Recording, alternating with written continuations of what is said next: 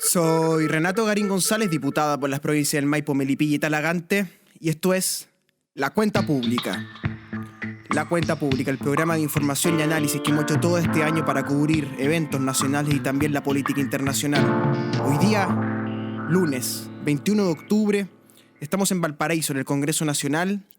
Afuera suenan las cacerolas y también suenan los disturbios entre carabineros y los manifestantes. Las noches se ven rodeadas de militares en esta ciudad que hace una semana nomás habría sido impensable esta situación. Santiago de Chile ha explotado realmente en manifestaciones pacíficas y también en hechos de vandalismo violento y colectivo. Saqueos de centenares de supermercados, quema y destrucción de decenas de estaciones del metro. Un país completamente impactado, una cadena nacional en todos los medios de comunicación cubriendo minuto a minuto lo que ocurre. Un estado de excepción constitucional dictado por el presidente de la República con los militares a cargo de la ciudad, con toques de queda, con salvoconductos para poder regular el libre tránsito por las ciudades, con supermercados cerrados en todo Chile. En fin, Chile parece estar llegando al final del proceso de la transición democrática y la transición no está terminando, más bien se está incendiando como las estaciones del metro, incendiando como se incendian también los supermercados saqueados a lo largo y ancho de todo el territorio nacional. Un fin de época entonces que se venía gestando, se venía acumulando sin duda durante mucho tiempo y también en la corta, en la contingencia, un gobierno que no ha dado el ancho en la gestión de la crisis y antes generando expectativas económicas por sobre las posibilidades del país, ofreciendo unos tiempos mejores que nunca llegaron y con eso la frustración del país aumentó, sobre todo en materia económica. Le vamos a dedicar entonces este episodio de La Cuenta Pública, un especial al final de la transición en llamas, en este octubre negro y este octubre esperanzador, por otro lado, de la sociedad chilena. Saludo, por supuesto, todas las semanas a los amigos que me siguen en el fanpage en Facebook, diputado Renato Garín González, en el Instagram, Renato Garín Diputado, en el Twitter, Garín Diputado. En esas 3 redes sociales estoy interactuando con todos en el medio de esta crisis. Por supuesto, si te gusta escuchar estos podcasts, si lo escuchas por Spotify o por Apple Podcasts, recomienda a otros amigos este podcast. Ya son más de 30 los episodios de La Cuenta Pública y hoy día estamos haciendo este especial sobre esta crisis que vive Santiago de Chile y todo el país durante estos episodios de octubre. Por supuesto, si me estás viendo por YouTube, esa plataforma notable que es YouTube, toca acá abajo la campanita, tienes que tocarla para poder suscribirte a este canal, que es un esfuerzo que hacemos con mi equipo para poder estar siempre informando con todo lo que ocurre en el Congreso y en la política internacional. Todas las redes sociales activas, entonces todos los capítulos disponibles en Spotify y en YouTube. Hacemos entonces un especial hoy día, la transición en llamas o el final del milagro chileno. El milagro chileno. Se decía en los 90 que Chile era un oasis, una especie de milagro en el medio de un continente que se frustraba y se fracasaba de tanto en tanto, ¿no? En el Perú, en Bolivia, en Argentina, en Ecuador, en Colombia, en Brasil mismo, en Paraguay. Son naciones que se han caracterizado por la inestabilidad política y la violencia política en sus calles. Chile, de hace 40 años, se presenta al mundo como una excepción de una transición democrática donde un militar le entregó el gobierno a los civiles. Y esos civiles continuaron con la obra de abrir los mercados de una apertura comercial sin precedentes y convirtieron a este pequeño país del sur de Sudamérica, al sur del mundo, nos convirtieron en una especie de país desarrollado, una pequeña plataforma de negocio internacional que se ganó el respeto del mundo y que junto con la expansión de nuestro comercio internacional se fue asegurando cada vez más el acceso al consumo masivo de parte de nuestra población. Hoy día son millones de personas las que están dentro del sistema educacional, dentro del sistema de consumo. Lo hacen, sin embargo, muchas veces con los créditos, dado que el consumo a través del salario, de los sueldos, es prácticamente imposible, porque el costo de la vida en Chile durante estos últimos 30 años se ha disparado para los chilenos. Chile se ha vuelto un país caro para sus propios habitantes. Ese fenómeno que ha ido evolucionando de año en año, de década en década. Si bien la inflación se ha mantenido estable, casi planchada, lo que es realmente un milagro respecto al resto de Latinoamérica, donde las inflaciones tocan centenares y a veces cifras de miles. En Chile, en cambio, la inflación ha sido de 5, 5, 6%, 3% acumulado anualmente, lo que te habla de un país estable en su moneda, en el peso. Sin embargo, lo que vemos es que el costo de la vida para los chilenos igualmente se ha disparado en algunos ítems particulares. Y dentro de eso, por supuesto, el transporte se ha ido encareciendo, a la vez que el Transantiago tiene muy mala prensa, ¿no? Hay muy mala historia por todo lo que ha ocurrido, 15.000 millones de dólares más o menos invertidos en subsidiar el sistema. Entonces, con todo ese contexto de un costo de la vida disparándose, de crecientes demandas sociales, de una clase media expandida en Chile, pero a la vez muy huérfana respecto al Estado, es que ocurre entonces lo que estamos viendo, ¿no? Una explosión social como no la veía el país durante prácticamente todo el siglo pasado, ¿no? O sea, hay que ir muy atrás para encontrar una explosión de este tipo. A comienzos del siglo XX, los historiadores relatan una práctica que se llamaba la poblada, ¿no? Que es que centenares de marginados, ¿verdad?, de habitantes de los conventillos, ¿verdad?, de precarios, empleados rurales, por ejemplo, hacían tomas violentas en los barrios de la élite, de la antigua élite de la Belle Époque, ¿no? Estamos hablando de 1910, por ejemplo, ¿no? Estamos hablando del Palacio Cousiño, por ejemplo, en el centro de Santiago, del barrio Conchitoro, de toda la zona de los Héroes, ¿verdad?, donde hoy día se empotran dos universidades como son la Alberto Hurtado y la Diego Portales, ¿no?, que han reconstruido todos esos palacios que son de principios de siglo, ¿no? Y muchas veces fueron destruidos esos palacios o la adyacencia de esos territorios, ¿verdad?, durante el comienzo del siglo XX por las pobladas y las turbadas, ¿no?, que están registradas, por ejemplo, en la obra de Gabriel Salazar, Violencia Política Popular en las Grandes Alamedas, por ejemplo, ¿no?, o sus demás trabajos sobre historia social de Chile, donde él habla claramente, ¿no?, de una historia de la protesta y de la poblada en Santiago. Por cierto, que la élite, esa élite de la Belle Époque, más tarde se mudó hacia arriba, ¿no?, y fue así como abandonó esos palacios del centro de Santiago que quedaron como testimonio de una época y se fueron mudando primero hacia Providencia, más tarde hacia el barrio de Isidora Goyenechea del Golf y posteriormente hacia los barrios hoy día de la élite, ¿no?, que es Santa María Manquehue, El Ocurro, Chicureo, por ejemplo, por nombrar algunos, los Trapenses, la Dehesa, los Dominicos, ¿no?, que son los 5 o 6 barrios más concurridos por la élite chilena, donde están los colegios de sus niños, por ejemplo, ¿no? Entonces hay una historia de turbas destruyendo, ¿verdad?, en Santiago de Chile, pero esto no lo veíamos hace mucho tiempo, porque durante el siglo XX lo que hubo fue mucha represión, la matanza del seguro obrero, las matanzas de la dictadura, la represión y las torturas de la dictadura, pero no vimos nunca turbadas de este tipo que a ojos de militares y a ojos de carabineros pasaran por encima del orden civil y del orden comercial de Santiago, ¿no? Pero esto entonces es inexplicable sin el contexto que hemos visto en estos 30, 40 años, una expansión masiva del consumo donde los habitantes dicen, bueno, ya que soy un consumidor, denme mis derechos de consumidor, pero igualmente se convive con los escándalos de las colusiones, ¿verdad?, con el sistema de la AFP, con una clase política completamente divorciada de las relaciones de los ciudadanos entre sí. Entonces se va configurando una casta aparte, ¿verdad? Yo he hablado de una fronda, he escrito un libro sobre esto, ¿verdad? Ese libro se llama La Fronda, cómo la élite secuestró la democracia, y hablo un poco de esto, ¿no? Y hablo, de hecho, sobre el tema que hoy día nos tiene convocados, ¿no?, que es el estado de excepción.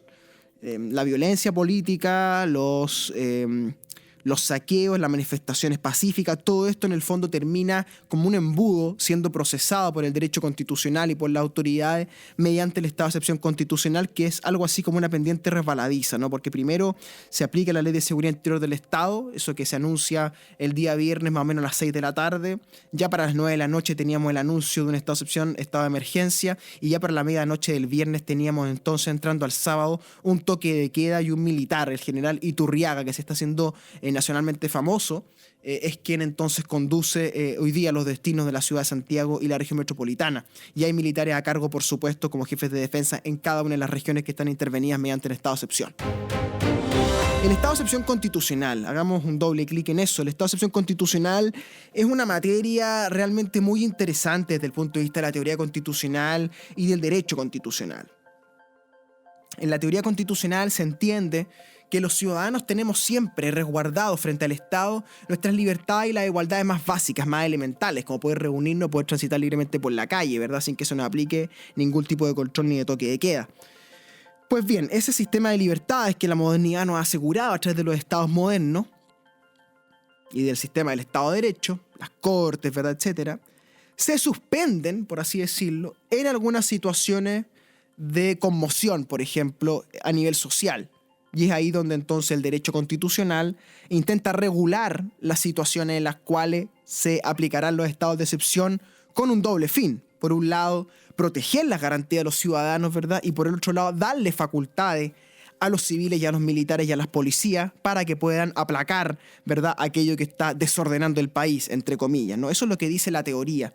Y ahí hay un autor muy importante que es Carl Schmitt, que es el Kronjuris de Hitler, nada menos, ¿no? Es un teórico constitucional muy, muy influyente en las academias constitucionales ya durante todo el siglo XX. Imagínense ahora con todo lo que está ocurriendo en el mundo, ¿no? Donde él tiene un ensayo sobre el estado de excepción, sobre la soberanía política, y él comienza el ensayo diciendo: soberano es quien decide sobre el estado de excepción. Es decir, en la fórmula schmittiana hay una suerte de igualdad entre el soberano y la excepción. O sea, la soberanía se afirma mediante el decreto de los estados de excepción y por ende aquel que tiene la fuerza capaz, la coacción del Estado para dictar el estado de excepción se erige como soberano indubitado, ¿no? En este caso el presidente de la República, al cual la Constitución Política del Estado del año 80 y reformada varias veces le da prácticamente prerrogativas totales en estas circunstancias. Pues bien, Carl Schmitt no es el único teórico en esta materia. Él, como asesor de Hitler, pensó que los estados de excepción eran la manera en la cual el soberano, el Führer, se iba a relacionar, ¿verdad?, con el pueblo alemán, llevándolo a través de un estado de excepción, ¿verdad?, a un nuevo estadio, ¿verdad?, a una nueva sociedad alemana, ¿verdad?, que iba a ser el Tercer Reich. Por supuesto, todas estas son ideas delirantes del uso de las figuras constitucionales para proyectos racistas, ¿verdad?, raciales, pero la figura del estado de excepción, desprovista, después limpiada, barrida de sus componentes totalitarios, quedó en el derecho constitucional durante todo el siglo XX, ¿verdad?, como un instrumento donde los estados y los gobiernos hacen fuerza contra las manifestaciones sociales y contra las calamidades públicas. En Chile, el derecho constitucional conoce de los estados de excepción no formulados como tal, pero un similar, desde 1833 en adelante, quizá un poquito antes, de 1828 incluso hablan algunos. Ya en el 33 aparece la figura de que el presidente de la República puede dictar estado de excepción. De hecho, en el año 36, el ministro Diego Portales es asesinado en un estado de excepción, ¿no? El presidente Prieto dicta un estado de sitio. En el medio del estado de sitio, Portales, que era ministro, es capturado por unas tropas militares y lo asesinan. O sea, mire usted la paradoja del comienzo del asunto en Chile. El ministro ideólogo de la Constitución del 33 fue asesinado en un estado de excepción regulado por la Constitución del 33, siendo ministro. Para que vean ustedes la entidad del asunto en Chile. El impacto de esa figura, ¿no? Por eso Portales es tan importante en la historia. Y se habla del régimen portaliano, ¿no? Le costó la vida al tipo, ¿no? Más adelante, en la Constitución del 25, esto vuelve a ratificarse, vuelven a aparecer los estados de excepción. Pero ya en la Constitución del 80 es donde encontramos un sistema de estados de excepción. Por supuesto, hay militares al mando, ¿no? Y así como tenemos el artículo 39 y siguientes de la Constitución actual que regulan 4 estados de excepción, que a su vez se relacionan con 4 situaciones, 4 configuraciones de hechos que dan pie a cada excepción constitucional. O sea, cada excepción constitucional está asociada a un supuesto de hecho que tiene que estar ocurriendo para que se aplique el estado de excepción. Son 4. El estado de asamblea, que se aplica para la guerra exterior. El estado de sitio, que se aplica para la guerra interior. El estado de emergencia, que se aplica para la conmoción o para la seguridad de la nación, y el estado de catástrofe, ¿ok?, que se aplica sobre todo en temas climáticos y de los terremotos. No hay guerra exterior, por ende, descartado el estado de asamblea. No hay un terremoto, por ende, descartado el estado de catástrofe. Quedaban entonces para el gobierno disponible 2 mecanismos: el estado de sitio, regulado en el artículo 40, o el estado de emergencia, regulado en el artículo 42. El artículo 40, que regula el estado de sitio, dice explícitamente que para poder dictar el estado de sitio hay que tener el acuerdo del Congreso. Esto es el voto favorable de la mayoría simple en las 2 cámaras. O sea, pasar por el Congreso para declarar el estado de sitio, en caso de guerra interior. Y en el estado de emergencia, en cambio, el artículo 42 le da 15 días al presidente para dictar el primer estado de excepción de emergencia. Más tarde le da una primera prórroga de 15 días, pero si después del mes quiere seguir prorrogando el estado de excepción, tiene que preguntar al Congreso. Esto es el artículo 42 de la Constitución. Hasta ahí todo bien, ¿no? O sea, el estado de excepción de emergencia se aplicaría entonces a una situación como la que estamos viviendo supuestamente en el país. Sin embargo, ojo con esto, la aplicación del estado de emergencia se relaciona en toda la aplicación desde el 80 en adelante, sobre todo durante estos últimos 30 años, del 90 en adelante, 29 años, se relaciona con fenómenos climáticos, por ejemplo, con los tsunamis o con los terremotos. Así han sido las dictaciones de los estados de emergencia en todos los otros casos. Nunca se había dictado un estado de emergencia para un contexto de saqueos en supermercado o metro o protesta social. O sea, se usa el estado de emergencia de una manera sui generis. Curioso, ¿no? ¿Por qué? Porque así se le hacía el quita al Congreso. Y esto queda mucho más claro anoche, domingo, cuando el presidente de la República se dirige al país y dice que hay una guerra interior en Chile. Lo dice él, el presidente de la República. Esa es su descripción de la situación. O sea, el presidente de la República describe la situación como si hubiera una guerra interior en Chile. Y el mecanismo jurídico que se utiliza es el estado de emergencia, que se relaciona con los terremotos. O sea, a ver, el presidente dice que hay guerra interior, que es el supuesto de estado de sitio, y en vez de usar el estado de sitio, utiliza el mecanismo que se asocia a los terremotos. No se entiende. ¿Y por qué lo hace? Para hacerle el quita al Congreso. Porque usar el estado de sitio, primero, tiene otra gravedad como estado de excepción, y Chile en estado de sitio era otro titular para los diarios extranjeros, distinto a estado de emergencia. Y en segundo lugar, porque se le hace el quita al Congreso. Porque el artículo 40 es claro, el estado de sitio se dicta con acuerdo del Congreso. Y el artículo 42, el de emergencia, permite un mes de estado de excepción, es decir, militar en la calle, sin acuerdo del Congreso. Se dan cuenta, ¿no?, que las reglas no son triviales. Y esto nos permite ir entrando en el asunto. Se dan cuenta lo interesante que es el derecho, ¿no? Porque la gente cree que el derecho es solamente un sistema de reglas que hay que aprenderse. Y no, esto es mucho más complejo. El derecho, sobre todo el derecho público, el derecho constitucional, que regula nuestros derechos frente al Estado, es muy complejo. Y hay que mirarlo con la complejidad que merece. Lo digo por los comentarios que uno lee a veces y escucha a veces, sobre todo de diputadas y diputados que son abogados, ¿no?, y que se lanzan con cualquier tesis. Pues bien, como les decía, Carl Schmitt, ¿no? Carl Schmitt, este autor que habla de la soberanía vinculada con la excepción. No es el único teórico, ¿no?, que habla de esto. Ya en la misma época aparece una especie de contestación contra Carl Schmitt, que es Walter Benjamin, un autor notable, que tiene un par de ensayos sobre la violencia política, donde él trata de hacer ver que la tesis de Schmitt es una tesis que en el fondo desconoce el verdadero valor que tiene la soberanía para quien la detenta, es decir, para el presidente en este caso, que es, según Benjamin, afirmar la normalidad. O sea, no la excepción. O sea, el soberano en el Estado moderno no es quien afirma la excepción constitucional, sino quien afirma la normalidad y hace funcionar la normalidad. Y la normalidad supone la excepción, ¿no? Entonces, cuando el gobernante se ve forzado por la fuerza de los hechos, de las manifestaciones, como sea, a usar el estado de excepción, entonces está cavando su propia tumba política. Porque el estado de excepción se configura como una pendiente resbaladiza. Que el gobernante, el soberano, cree que va a controlar la situación, pero esto empeora. Porque el uso de la violencia institucional de los militares lo hace perder poder, no ganar poder. Entonces, soberano no es quien decide sobre el estado de excepción, soberano es quien decide sobre la normalidad. Esta es la tesis de Walter Benjamin, ¿no?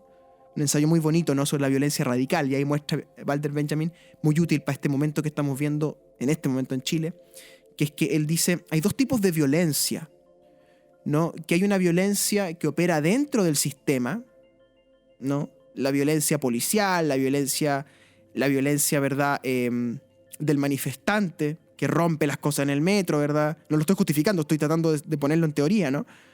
El manifestante que rompe las cosas, que en la protesta, ¿verdad?, se protesta violentamente, ¿no? Y ese es un tipo de violencia, dice Walter Benjamin, ¿no?, que está en la frontera del sistema.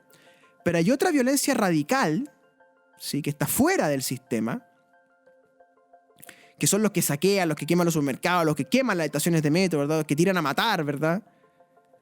donde en esa violencia radical, por afuera del sistema del derecho que contempla una violencia institucionalizada, como les decía, hay otra violencia que es la violencia que está afuera, y esa violencia que está fuera del derecho. Y es una violencia que, claro, la vemos en los delincuentes que saquean, en el vandalismo, pero también, y esto es lo interesante para el momento que estamos viendo, el Estado, los militares, los policías, la PDI, pueden comportarse con esa violencia radical por fuera del Estado de Derecho. Esto es muy interesante. O sea, por fuera incluso de la legalidad del estado de excepción, estamos viendo a la PDI, a Carabineros y a los militares comportarse con una violencia radical. ¿Sí? Es decir, como los manifestantes. Entonces se va configurando por fuera del Estado de Derecho, por fuera de esa violencia institucionalizada, otra violencia más radical y violenta aún, que es la violencia más radical, digamos, asistémica, donde no solo encontramos manifestantes, ¿ok?, y violentos y vándalos, sino también a funcionarios del Estado de Chile, militares, carabineros y PDI, con el uniforme del Estado de Chile, comportándose con la violencia radical, ¿no? Y hay muchos videos circulando por las redes sociales con eso, ¿no? Entonces, ¿a qué voy? El estado de excepción no es algo así como algo bueno para el soberano que se afirma en su soberanía mediante el estado de excepción. Es más bien, como pensaba Benjamin, una apertura a la violencia radical que es institucionalmente la tumba del gobernante. Porque en un sistema parlamentario aquí habría caído el gobierno y habría un llamado a elecciones porque se habría perdido la mayoría parlamentaria, habría una censura al gobierno y estaremos yendo a elecciones 6 meses más, 5 meses más y habría un gobierno, ¿verdad?, intervenido. Eso habría pasado en un gobierno como en España, por ejemplo, o una monarquía parlamentaria, una república parlamentaria. Pero como hay un presidencialismo, está el presidente rodeado de militares gobernando la ciudad, con Andrés Chadwick, que es profesor de Derecho Constitucional y ministro de Interior. Entonces, si no se han dado cuenta de lo que han hecho, es curioso.